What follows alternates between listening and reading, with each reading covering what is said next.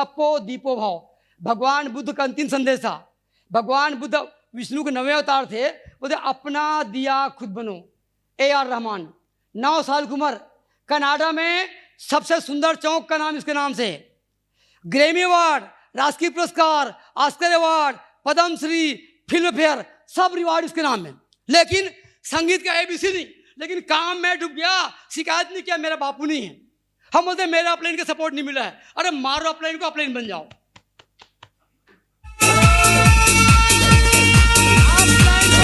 Upline को मारो मतलब सम्मान दो। अपलाइन को सम्मान दो, थैंक दो। सर आपने जन्म दिया, आज बताओ यार मेरे माँ बाप अनपढ़, मैं पूजा करता हूँ कि आपने जन्म दिया। घनश्याम को धन्यवाद देता हूँ, आपने जन्म दिया। रिया को धन्यवाद देता हूँ, आपने जन्म दिया। लेकिन सिस्टम तो दिया, कोई शिकायत नहीं। बताओ इसको कोई शिकायत नहीं, घर में कोई पढ़ा लिखा नहीं, भारत रत्न, पद्मश्री, पद्म विभूषण, राष्ट्रपति, मिसाइल सब बन गया, कोई शिकायत नहीं। 13 साल की उम्र में बापू खत्म हो गया, खुद बापू बन गई, अपनी बहन को पढ़ाई, भाई को पालन पोषण करी। मतलब ये लोग ना, इसका कोई गांठ फादर नहीं है। तो अगर आपके पास अपने का जितना सपोर्ट मिल गया, थैंक्स। और मैंने कभी शिकायत नहीं किया अपने का।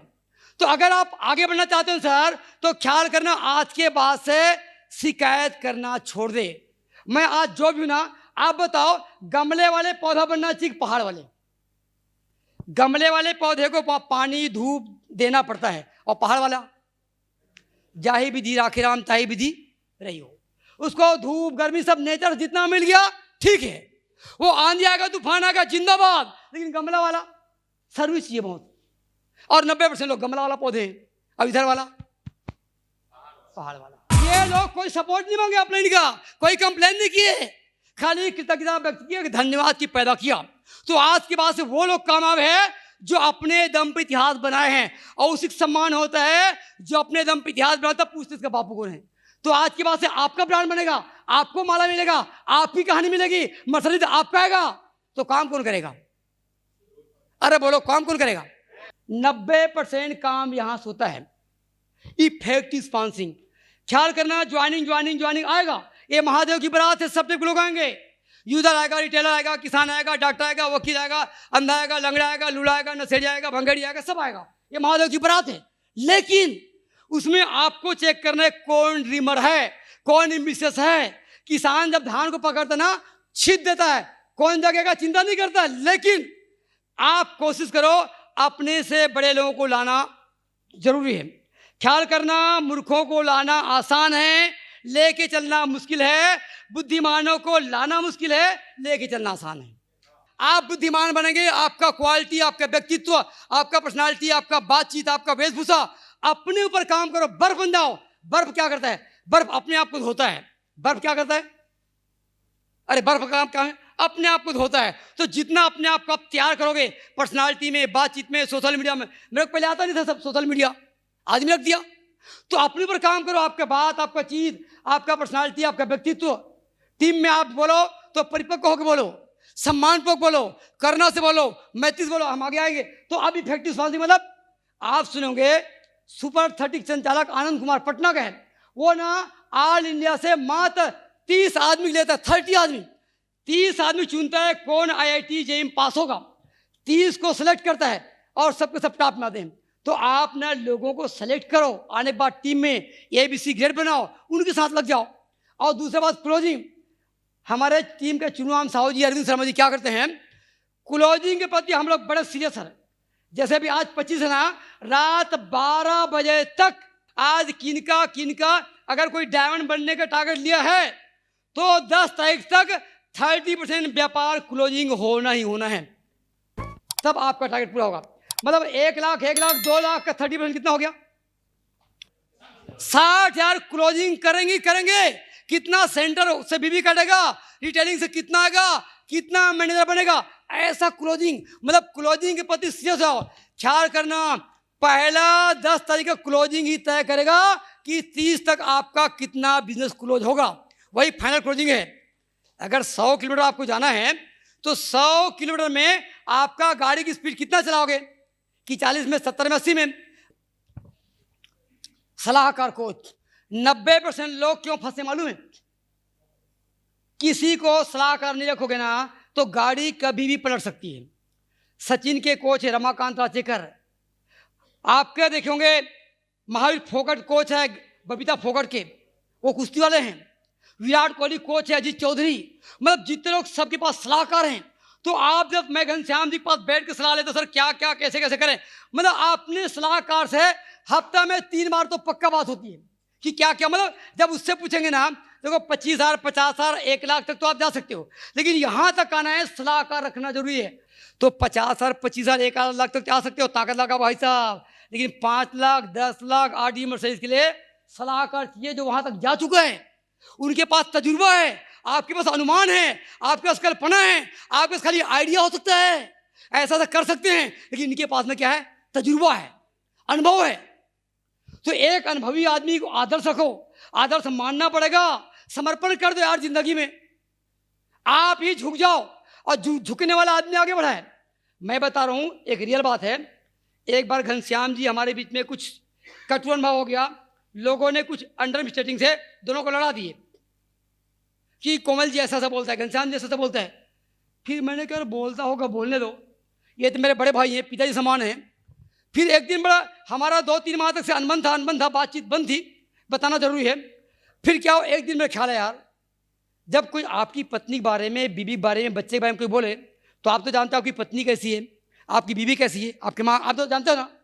फिर आपको डाउट क्यों? फिर मैंने कहा यार मैं घनश्याम जी जानता हूँ, घनश्याम सर ऐसा हो नहीं सकता। मैं गया, गले लगा, पैर पड़ा और हम दोनों गले लग के रो लिए। घनश्याम जी बोले मैं जानता हूँ तुम ऐसे नहीं हो, मैं बोला सर मैं जानता हूँ आप ऐसे नहीं हो। इस बीच में कई आपके लोग आएंगे, अंडरस्टैंडिंग करेंगे, लेकिन आपको किसी न किसी समर्पण करना पड़ेगा, और मैं समर्पण कर दिया, आज इसलिए यहाँ पे हूँ।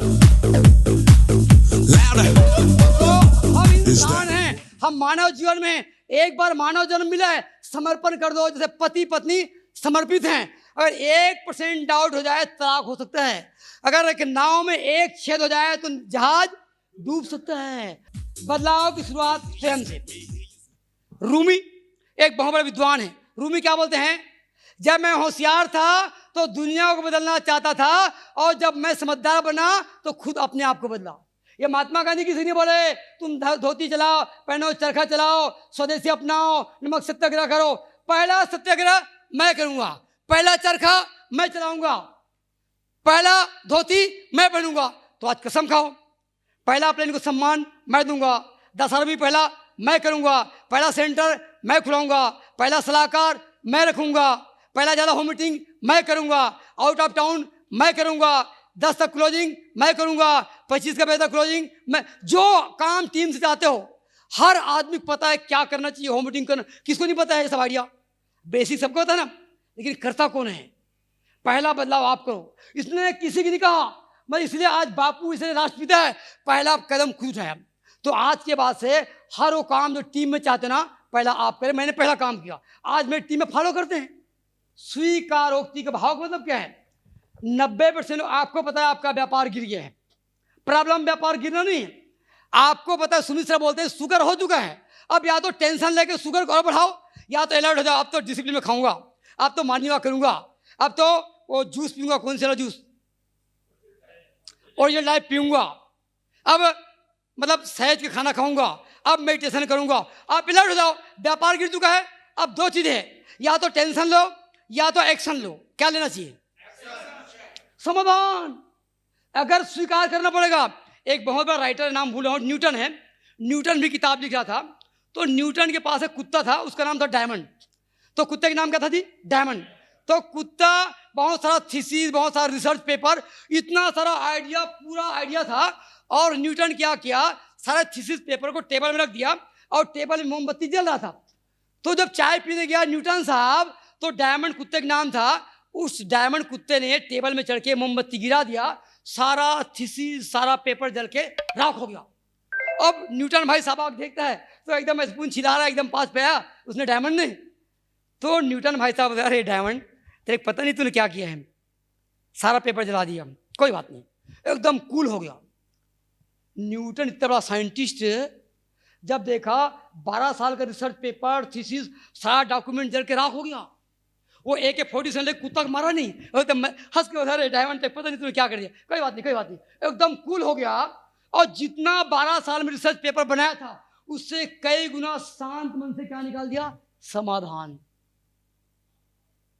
बोलते जब एडिसन का पूरा लेप जल गया ना, तो पत्नी बोलता है बुलाओ बुलाओ, देखो अपने बेटा को बुलाओ, अपनी मम्मी को बुलाओ, देखो ऐसा नजारा दोबारा देखने को नहीं मिलेगा। कूल हो गया, उसके बाद इसका आविष्कार हुआ। तो जब जब व्यापार गिरे, जब जब आप डाउनफॉल आए, या उसको स्वीकार करो। अमिताभ बच्चन 90,000 करोड़ कर्जे में चले गया, स्वाभिमान पैदा हो गया, समाधान निकाला, ABCL फ्लॉप हो गया, फिर वापिस आ गया KBC, आज हीरो है। तो कभी भी कुछ जिंदगी में घटना घटे ना, स्वीकार का भाव। अरे चुनौती बिना जीवन कैसा यार। एक व्यक्ति मैं जिसका कोर्स अटेंड करता हूं, वो बता रहा था कि कस्टम डिपार्टमेंट ने मेरे को 14 दिन का जेल दे दिया, और इतना जेंटलमैन, उसका नाम है श्रेयान डागा। वो बता जब जेल में गया, इधर चोर इधर डाकू, सब गंदे गंदे लोग थे, टेंशन में था रात भर। बाब दोर्गे नाम का एक व्यक्ति की किताब था, उसकी बहन ने किताब दिया कि इस किताब को पढ़ना। किताब में क्या लिखा था, चुनौती के बिना जीवन कैसा, और किताब में लिखा था हर घटना के पीछे सुखद अनुभव होता है। हेलो, एक लाइन ने जिंदगी बदल दिया। जिंदगी में जब जब घटना घटन, भाई साहब मैं इसके पहले किसी कंपनी में था, वो कंपनी नहीं चल पाया, मैं खत्म हो गया था, और शायद खत्म हुआ इसलिए इस कंपनी में टॉप में हूं। शुक्र हुआ है ना, समाधान होगा। व्यापार गिरा है ना, उठेगा। जो गिरा है वो उठेगा, जो हारा है वो जीतेगा। आपको पता है क्रोध सुबह होता है शाम तक खत्म, सब्जी की तरह करो। क्रोध सुबह होता है सब्जी, लेकिन बोलते हैं ना क्रोध करने से हमारे ज्ञान के 10,000 सेल्स खत्म हो जाते हैं। और बैर अचार की तरह है, बैर अचार की तरह, बैर इसलिए करना चाहिए बोलते हैं, मतलब बैर करने वाला, क्रोध करने वाला कोई नुकसान होता है, हमको लगता है कि फायदा होने की ख्याल करना। जो क्रोध करेगा BP शुगर उसको पहले आएगा। नुकसान किसको होता है, क्रोधी आदमी को। 2 दोस्त थे मानस भाई, एकदम जिगरी दोस्त, आगे जाके दुश्मन बन गए। दोनों में इतनी दुश्मनी कि कट्टर दुश्मन था। लेकिन क्या हुआ, एक दोस्त देव भाई, एक दोस्त जो ICU में भर्ती था, दोनों अति दुश्मन थे। तो किसी ने कहा यार तुम्हारा दोस्त जो ऊपर जाने वाला है, एक बार मिल के आ जाओ। तो जो कट्टर दुश्मन थे, एक जो है ICU में भर्ती था, उसने देखने चले गया, चलो देख के आ जाता हूँ। फिर उसको देखा, सांत्वना दिया, हम जिंदगी में लड़े और मैं सॉरी फील करता हूँ कि जिंदगी में हमने लड़ाई किए दुश्मन थे, लेकिन मैं सॉरी फील करता हूँ, भगवान आपको लंबी उम्र दे। उसको दुआएं दे के चले गया, और जैसे ही गेट के पास पहुंचा फिर याद आ गया, अरे साला, और मान लो बच गया। तो वो गेट से फिर वापिस आ गया, फिर बोला भाई साहब सुनो, मान लो तुम बच जाओगे, तुम्हारी दुश्मनी बरकरार। मानव जीवन एक बार मिला है, आप दुश्मनी ना दोस्ती में कन्वर्ट करो, क्रोध को खत्म करो, बैर को खत्म करें, अहंकार ना पालें। ये बहुत कड़वा चीज है। हमारा व्यवहार इतना अच्छा हो और इससे बचें, और सॉरी फील करें, धन्यवाद दें, क्षमा मांगे, सद्व्यवहार और प्यार करें। एक कहानी बात से खत्म करूंगा। अमेरिका का राष्ट्रपति, उसका नाम है जिम कैरोटीन, कुछ नाम था भूल पा रहा हूं। उसने क्या किया, बहुत सेना से रिटायरमेंट पर्सन था, सेना से रिटायर पर्सन था, और उसकी पत्नी का नाम था Caroline Rosalynn. Jim Rosalynn wife का नाम था। जो जिम रोजलिन वाइफ का नाम था, दोनों 40 साल शादी हो गए थे, आए दिन खटपट खिटपिट लड़ाई होता था टाइम को लेके। दोनों टाइम मैनेजमेंट में पक्के थे, लेकिन जो राष्ट्रपति साहब तो बहुत एकदम स्ट्रिक्ट था, हमेशा आए दिन लफड़ा, आए दिन झगड़ा। ये बात को कहानी का सारांश समझना। तो एक दिन क्या था, जो राष्ट्रपति साहब था उसकी वाइफ का बर्थडे था। उसने कॉन्फ्रेंस में जाने के पहले क्या देखा कि देखता है 13 जुलाई, अरे आज तो मेरी वाइफ रोजलिन का बर्थडे है। फिर सोचा यार ये तो बर्थडे हर साल आता है, जिंदगी भर लड़ाई चल रहा है, और उसको बर्थडे में क्या गिफ्ट दूं। तो राष्ट्रपति भाई साहब ने क्या किया, एक पेपर उठाया, इस कहानी की बातें खत्म है सुनिएगा। पेपर उठाया और पेपर में लिखा, क्योंकि आए दिन टाइम टेबल को लेके बहस होता था। 40 साल शादी के साथ निकल गए, कभी शांतिपूर्वक जीवन जिंदगी नहीं जिया, हमेशा पत्नी का दोस्त देखता था। तो मैंने एक लाइन कहा था, कभी भी अपलाइन में, माँ में, बाप में, पति में, पत्नी में दोस्त दिखे तो एक गुण जरूर देख लेना। उसने देखा मेरी पत्नी सब अच्छा है, खाली टाइम टेबल थोड़ा सा डिस्टर्ब है। उसमें राष्ट्रपति भाई साहब ने एक चिट्ठी लिखा, हम शादी 40 साल हो गए, जिंदगी भर लड़ाई लड़ते रहे, आज के बाद से मैं सारी फील करता हूँ, आज के बाद से हमारी लड़ाई झगड़ा कभी नहीं होगा, और मैं इन बातों को, आपकी जो बातों को करता हूँ, गलत फील करता हूँ, कभी नहीं करूँगा। I am sorry. और जाके अपनी वाइफ से गले लग के सॉरी फील किया, और आज सुखद शादी का 80 साल बीत गए। क्षमा बड़न को चाहिए, छोटन को अपराध। तो कभी भी कोई गलत हो जाना, भूल होना प्रकृति है, मान लेना संस्कृति है, और सुधार लेना प्रकृति है। तो गलती सबसे होती है। आप क्षमा मांगे, आगे बढ़े, और बहुत आगे बढ़े।